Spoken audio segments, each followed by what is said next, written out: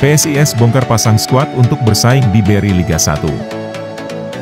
PSIS Semarang langsung melepas 3 pemainnya sekaligus jelang penutupan jendela transfer putaran kedua BRI Liga 1. Ada 3 pemain PSIS Semarang yang dilepas, ada juga yang memilih untuk mundur dari skuad Laskar Mahesa Jenar.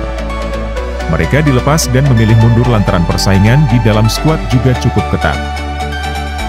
Terlebih PSIS Semarang juga baru saja meresmikan 3 pemain baru di berbagai posisi. Manajemen Laskar Mahesa Jenar secara resmi mengakhiri kerjasama dengan beberapa pemain yakni penjaga gawang Wahyu Tri Nugroho, Guntur Triaji, dan Andreas Ado.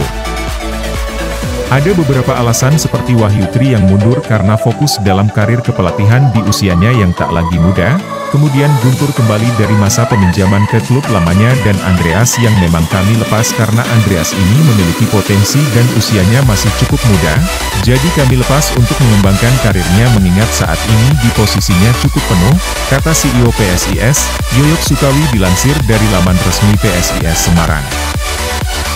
Tak lupa, mewakili manajemen PSIS, Yoyok Sukawi juga menyampaikan terima kasih atas pengabdian ketiga pemain tersebut selama membela PSIS Semarang. Namun, keputusan itu membuat banyak pendukung PSIS bertanya.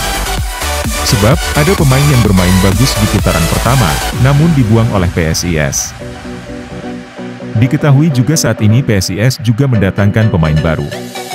Setelah mendatangkan Brandon Skeuneman dan Fathul Iksan, PSIS juga hampir resmi mengontrak pemain asing asal Brasil yakni Vitinho. Rencananya Vitinho akan diduetkan bersama Fortes di lini depan PSIS Semarang.